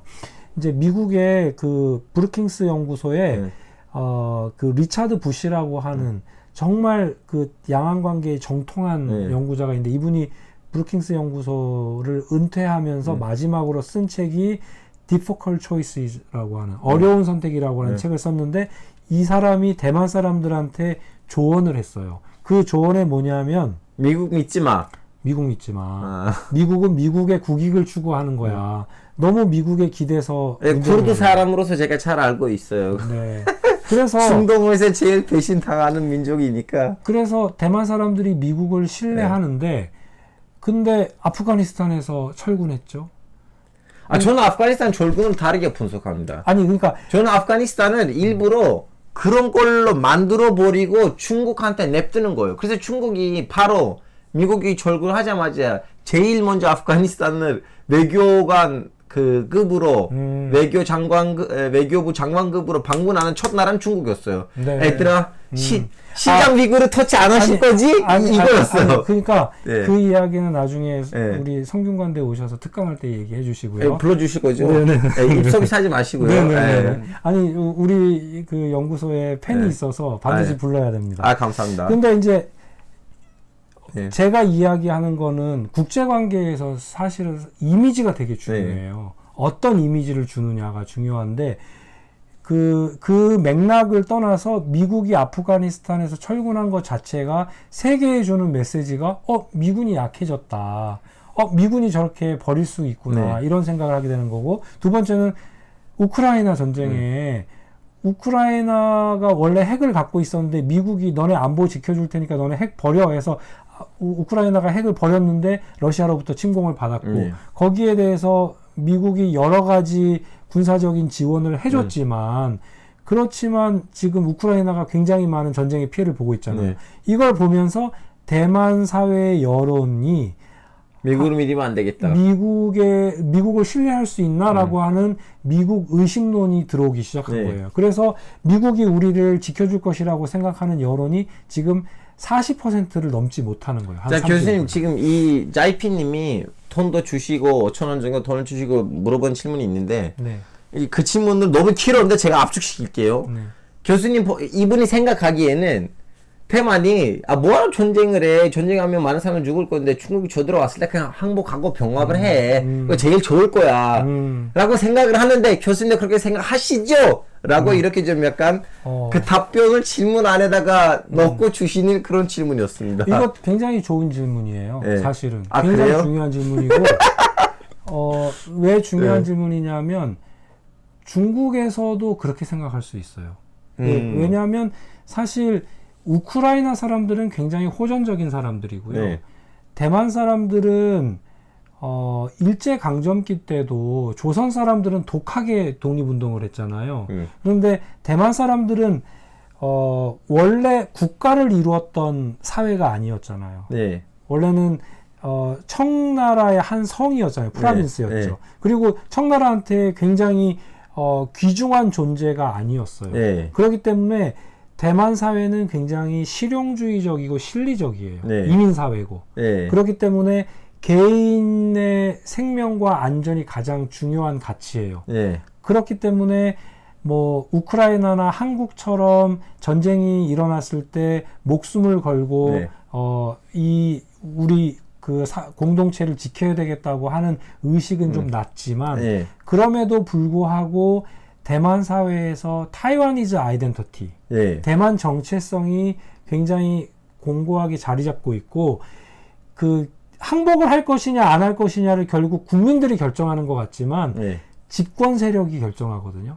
그 네. 집권 세력이 만약에 민진당, 네. 그 민진당 중에서도 굉장히 이념 성향이 강한 네. 그런 사람이 집권하고 있으면 계속 전쟁을 이어가고 이게 그 대만에서 100일 동안 버틸 수 있느냐. 네. 그 중국은 대만을 침공하면 속전속결로 해야 되거든요. 네. 미국이 개입하기 전에. 네. 그런데 그게 2주를 넘어가게 되면 그 다음 단계가 100일을 버티는 거예요. 네. 100일을 버티면 이것은 미국이 개입하게 되면 전쟁이 장기전으로 가게 되는 네. 거죠. 그런데 이제 대만이 쉽게 항복할 것이냐 안 할 것이냐는 지금 현재 상황에서는 예단하기가 되게 어렵지만 네. 대만 사회가 그런 리스크를 가지고 있다. 국민들이 쉽게 항복할 수도 있는 실용주의적인 생각을 가지고 있는 사람들이 많이 있기 때문에 정부에게 항복해 더 이상 전쟁으로 피를 흘리지 말고 라고 하는 요구를 할 수 있는 여론이 형성될 가능성도 있다라고 알겠습니다. 자, 여러분 다른 질문 있으시면 물어보시고요. 없으시면 이제 마무리해야 됩니다. 1시간 20분 30분 되는 중이에요. 1시간 1시간 26분입니다. 네. 너무 오래 가면 안 됩니다. 네. 제가 원래 충청도 사람이라서 네. 말이 느린데 네. 오늘 말 상당히 빨리 한 거예요. 아니요, 아직도 느리십니다. 아직도 박사님 좀 약간 훈련해 주시길 바랍니다. 이 정도 속도로는 안 됩니다. 아, 그렇군요. 특히 앞으로 방송을 잡아서 좀 약간 방송을 좀 하려면? 그릇도 드시려면 좀 약간 빠르게 하셔야 됩니다. 네. 자, 여러분 제대로 된 질문. 그래도 대만은 민주주의인데 실용주의라고 민주주의를 포기할 수 있을까요? 와, 좋은 질문인데요.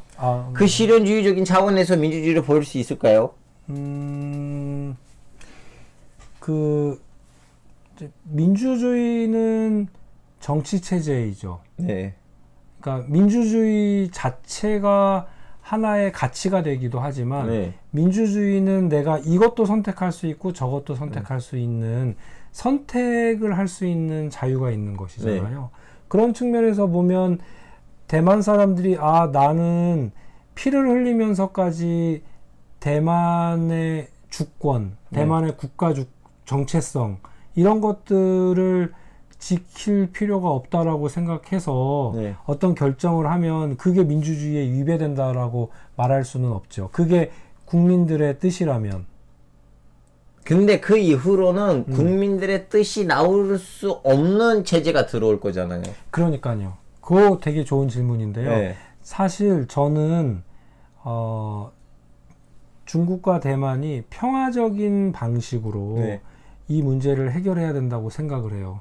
전쟁이 일어나는 것은 굉장히 큰 상처를 남겨서 마치 그런 거잖아요. 우리가 내가 어떤 여성을 좋아해요.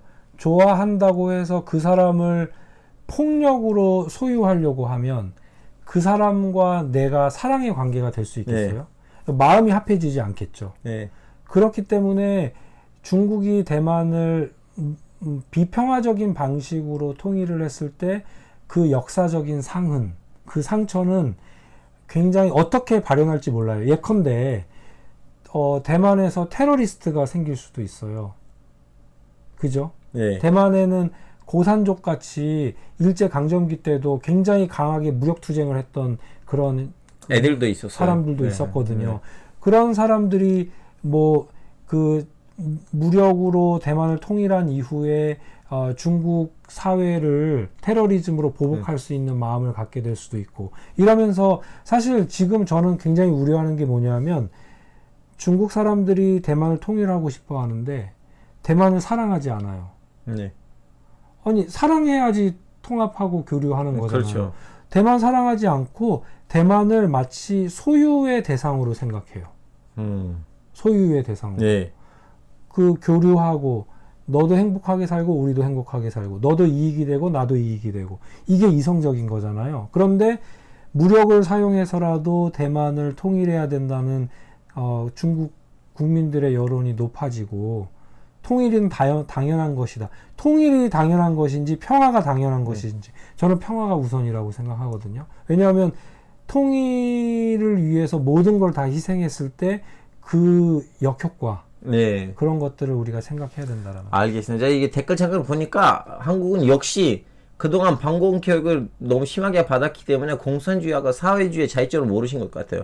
여러분, 사회주의하고 자유민주주의는 양립할 수가 있어요. 이거는 유럽이나 다른 좀 약간 전제들인데, 공산주의하고 자유민주주의는 좀 약간 양립할 수가 없어요. 왜냐면 사회주의는 큰 틀이고 공산주의는 그 큰 틀에서 사회주의의 하나의 해석하는 방식이거든요. 네. 사회주의는 그냥 정부가 하는 정책들이지. 그렇게 좀 약간 좀 다릅니다. 여튼. 근데 그러니까 유럽도 사회민주주의라고 얘기하잖아요. 민주사회주의 또는 사회민주주의라고 하는데, 그 사회라고 하는 게 앞에 들어갈 경우에는 공동체의 복지, 그 다음에 평등적인 요소들을 많이 그 정책에 가미했을 때 그게 사회주의적인 성격이 많아지는 거죠. 우리나라도 만약에 복지 분야에 우리의 그 세금을 우리의 국가 예산을 많이 투입하게 된다면 그 모형은 사실 사회민주주의. 아니, 사실 한국은 사회주의적인 모습들이 많아요. 예를 들면 그 한국에 있는 지금 행복주택 제도라든가 그 SH하고 LH가 하는 그 제도들이 있잖아요. 그거 다 사회주의 국가들한테 있었던 일들이고, 그리고 우리 지금 4대 보험이 나오고 있는데, 그래서 저는 병원에 가서 좀 약 처방을 하면 다음에 가서 그 그 약국에서 약을 사잖아요. 제가 내는 돈이 5,000원, 6,000원이에요. 원래 그 약이 그 가격이 아닌데. 이거 다 사회주의적인 정책들이에요. 맞아요. 맞아요. 그래서 좀 약간 사회주의하고 공산주의를 구분해야 되고, 물론 나는 사회주의자가 아니지만, 사회주의에 대한 좀 약간 담론이 한국에서 아직도 그동안 반공교육을 너무 심하게 받았기 때문에. 근데 지금 그 한 분이 또 질문을 해주셨는데 똑같은 분이에요. 아, 그래요? 근데 제가 그 우스갯소리로 하는 말이 있어요. 중국은 사회주의 국가잖아요. 그리고 시장 경제를 하죠. 대만은 자본주의 국가예요. 자유민주주의, 선거민주주의를 하는 곳이잖아요. 그런데 제가 대만에 살아보니까, 제가 그래서 대만 친구들이나 아니면 한국 친구들한테 농담으로 그런 얘기를 해요. 내가 겪어보니까 대만이 더 사회주의 국가다. 그렇죠. 왜 그러냐면 대만이 의료보험 시스템이 굉장히 잘 돼 있거든요. 중국은 개판이에요. 유학생들이 가서 3개월만 지나면 그때부터 뭐 한 우리나라 돈으로 2만 원대를 내면 뭐 그 MRI 찍는데 뭐 1,000원도 안 들고요. 수술을 받아가지고 했는데, 제가 수술해서 병원에서 한 2박 3일 정도 이렇게 입원을 했었는데 그때 저 35,000원 냈어요. 그러니까 그리고 평등, 그 인간과 인간 간의 평등을 굉장히 중시하거든요. 그래서 대만 사람들이 중국이 너무 중국하고 통합하면 안 되라고 하는 의식이 강해지는 게, 자기네들 사회가 너무 평등하고 또 사회복지가 잘 돼 있고 이런 측면들이 있다 보니까 중국 사회에 대한 정치 시스템이나 정책을 신뢰하지 못하는 측면이 있는 거죠. 하여튼 여러분, 오늘의 방송은 여기서 마무리할 거고요. JP님의 질문 하나 있었는데 그 질문인지 아닌지 모르겠어요. 그런데 대만에서의 자민당 측면할 정도로 통합보다는 대만이 따라 독립하자는 여론이 높은 것 같은데, 만약 중공이 대만을 침공한다면 대만 내 반중인 사람들이 어느 정도 맞서 싸울까요? 이 질문 답변을 대충 한 것 같아요. 아니에요. 답변 안 했어요. 왜 자꾸 끊으시려고 해요? 제 이분이란 그 온라인 산으로 친해요. 얼굴을 못 봤지만 저는 답변을 해드리고 싶어요. 이거 예를 들면 여기 이름이 그 아이디가 없잖아요. 이 질문만 나오면 제가 이 질문을 보고 누가 쓴지를 알 수가 있어요. 2년 동안 질문들을 보다 보니까. 근데 그 알파고님 여기에는 진지하신 분들이 되게 많으시네요. 이 채널을 보는 사람들이 그 대중이긴 하지만 그냥 대중도 아니에요. 그래서 제가 설명을 드리면, 대만이 마치 중국에서 대만을 공격해요. 너네 독립하려고 하는 거 멈춰라. 독립하면 절대 안 된다 그러는데, 나는 그 담론이 어쩔 때는 되게 어처구니 없을 때가 있어요. 왜냐하면 대만 사회에서 독립을 하겠다라고 하는 사람들은 마이너리티예요. 네. 그 지금 당장 독립을 하겠다라고 하는 사람들은 5%. 네. 그리고 아주 장기적으로 독립을 향해 갔으면 좋겠다고 하는 그런 사람들이 20% 정도거든요. 네. 그럼 다 합하면 25%에서 30%밖에 안 되고요. 대부분의 사람들은 현상 유지예요. 현재 상태를 유지하자. 왜냐하면 우리가 현재 상태를 유지하는 것도 나쁘지 않다. 현재 상태를 변경시키려고 하면 중국이 가만히 있겠냐. 이런 생각에서 현상 유지를 추구하고 그 현재 차잉원 정부도 명시적으로 독립을 추구한 적 없어요. 명시적으로 독립을 추구한 적 없고, 독립을 추구한다라고 하는 것은 헌법을 바꿔야 돼요. 중화민국 헌법을 바꿔야 돼요. 헌법 수정에 들어간다고 하면 그때는 이제 중국이 군사적인 행동을 해도 어쩔 수 없는데, 대만이 독립하려고 한다는 것에 대해서 미국이 동의하나요? 미국 반대하잖아요. 네. 그러니까는 대만에 누가 나타난다 하더라도 미국이 승인하지 않는 상황에서 독립을 추구할 수 없고요. 그러면 미국은 대만의 독립이나 독립 추구를 긍정할 것이냐? 안 할 거예요. 왜냐하면 독립 추구를 긍정하면 전쟁이 일어날 것을 아니까. 미국의 최고의 목표는 대만 해협에서 전쟁이 일어나지 않는 거예요. 중국을 이기는 게 아니고요. 전쟁이 일어나지 않게 하는 거예요. 지금은 전쟁이 일어났을 경우에 미국이 입게 될 피해가 너무 크거든요. 알겠습니다. 네. 자, 그리고 지금 댓글창에 또 이상한 말들이 나오고 있는데, 여러분, 저는 우크라이나를 제주도로 생각하는 거 아니고 그냥 예전에 저는 제주도에 임시정부가 갈 가능성이 있을 때 제주도하고 대만을 비유한 거지 왜 갑자기 우크라이나 러시아 얘기 나온지 모르겠어요. 여기 그 이사야님이 굉장히 그 선지자적인 어떤 거요? 어디요? 말을 여기요.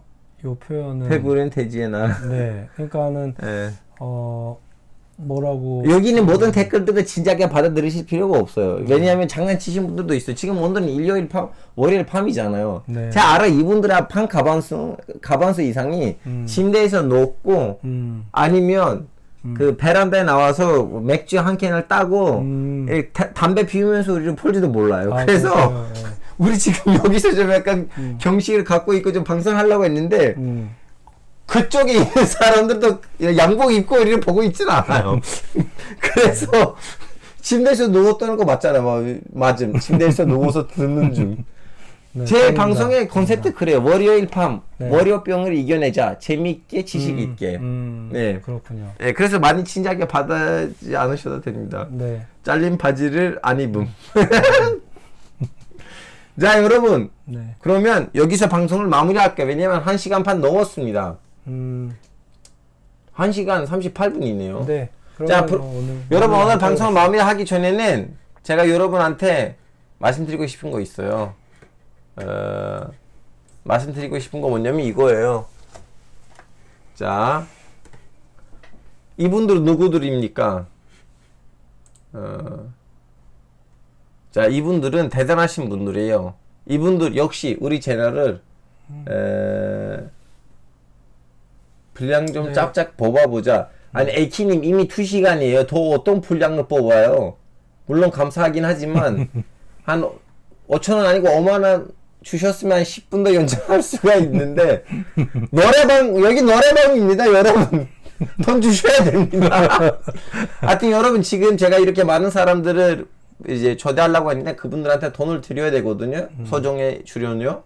이미 이 영상들을 편집을 했을 때 몇십만 원씩 날라가니까 제가 돈이 좀 부족하니까 사람들이 이제 만원, 한 1,000원씩 2,000원씩 뿌려주시면 감사하겠습니다. 없으면 어쩔 수 없고요. 알파고요, 형 놀고 있어. 5만원 있다. 이분이 이 AK님이 딱 봐도 무슨 점이니까 강남 부자인 것 같아요. 네. 그리고 이건 유료 회원들의 리스트예요, 여러분. 유료 회원 되시면 여러분의 이름이 여기서 뜹니다. 이옥 소장님 잘 계십니다. 감사합니다. 이옥 소장님 어디서? 여기 제 보스이죠. 네. 구리상우님? 네. 구리상우님 감사합니다. 네. 그리고 또 제가 오늘 네. 열심히 떠들었는데 네. 또 감사하다고 말씀해 주시니까 정말 감사하네요. 네. 네. 자, 알겠습니다. 자, 그러면 우리 채널 나오셨는데 마지막으로 소원 그 평가를 해주시고 방송 여기서 마무리해요. 소감 어떠셨어요? 소감이요? 이렇게 좀 약간 엉터리 방송에 나오셨잖아요. 아니에요. 엉터리 방송. 150명까지 올라갔어요, 우리 최고 시청률이. 네. 뭐 저는 사실 시청률에 대해서는 잘 모르고요. 네, 여기 밑에 쓰고 있습니다. 지금 122명이에요. 네. 그래서 저는 이제 한 번도 뵌 적이 없는 분들. 네. 저도 뵈지는 않아서 여기 있는 3명만 뵀어요. 제 공연을 보러 왔을 때 만난 나머지 분들은 그냥 아이디 이름으로 알고 있어요. 네. 아니, 근데 제가 이제 알파고 기자님을 이제 다른 자리에서 만났을 때 굉장히 좋은 질문들과 좋은 시각을 우리 여기서 만났잖아요. 느건 세계 매주 일요일 MBC. 그래서 좋은 질문들과 좋은 시각을 보여주셔서 굉장히 대화가 잘 통하겠다라고 생각을 했고, 그래서 오늘 이렇게 초대해 주셔서 여러 가지 좋은 질문들을 주셔서 제가 아주 신나게 이렇게 감사합니다. 이야기를 했던 것 같아요. SJ 킴님 감사합니다. 커피 한 잔. 네, 감사합니다. 그러면 교수님 다음에는 제가 다시 한번 연구원에서 누구를 여기서 초대하고 또 중국 얘기가 좀 약간 워낙 뜨거우니까 혹시 연구원에서 그 중국 공산당을 공부하신 분이 있으시다면 소개해 주시고요. 되도록 여성이었으면 좋겠어요.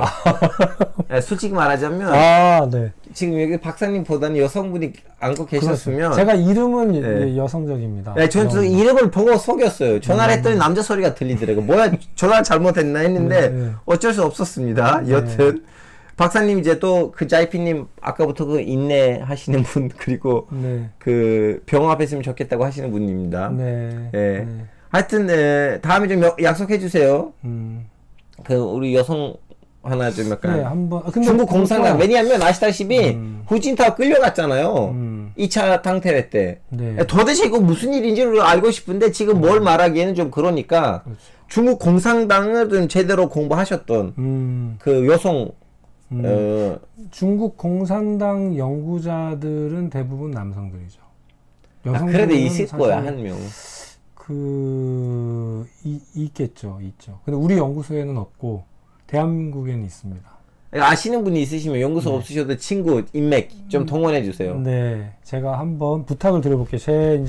제가 아주 존경하는 그 선배 연구자분이 계신데 그분한테 한번 말씀을 드려볼게요. 그분이 이제 중국 정치, 국내 정치 연구자인데, 근데 이제 중국 국내 정치 연구한다고 해서 중국 공산당을 연구하는 건 꼭 아니거든요. 괜찮아. 그 정도로 충분하고, 안 되면, 그냥 1학년 학생도 괜찮아요. 어쩔 수 없습니다. 여기 저는 이제 방송국 놈이 됐거든요. 어쩔 수 없습니다. 자, 여러분, 오늘도 우리 방송을 재미있게 시청해 주셔서 여러분한테 너무너무 감사합니다. 진짜 와주시고, 이렇게 좋은 질문들을 물어보셨고, 저는 너무 걱정을 했거든요. 왜냐면 이 채널에서 저는 되도록 중동어 이슈를 다루거든요. 그래서 이분들도 중동 이슈에 관심이 있어서 오신 분들인데, 그렇군요. 근데 오늘은 중국 얘기를 하니까 사람들 원래나 걱정을 했는데 그럼에도 불구하고 150명까지 오셨어요, 중간에. 그래서 제가 여러분한테 중간중간에 이상한 말도 하긴 하지만 그래도 우리는 친구 사이입니다, 여러분. 그래서 좀 약간 나의 말들 때문에 상처를 받으셨다면 특히 레인하트님 죄송합니다. 아니 뭐 상처받을 정도는 아니신 것 같은데요. 아니 또 좀 민감하신 분들도 계시더라고요. 이렇게. 여기 진실을 얘기해 주셨어요. 이쁜 학부생이 남자 교수님보다 환영받는 곳입니다. 우리 채널의 현실입니다. 자, 여러분 그러면 여기서 마무리할게요. 자, 여러분 안녕히 계세요. 바이바이. 고맙습니다. 바이바이. 네, 바이바이. 자, 끝났어요. 네, 아유 수고하셨습니다. 네. 아이고. 여기. 엄청 집중할 수밖에 없는.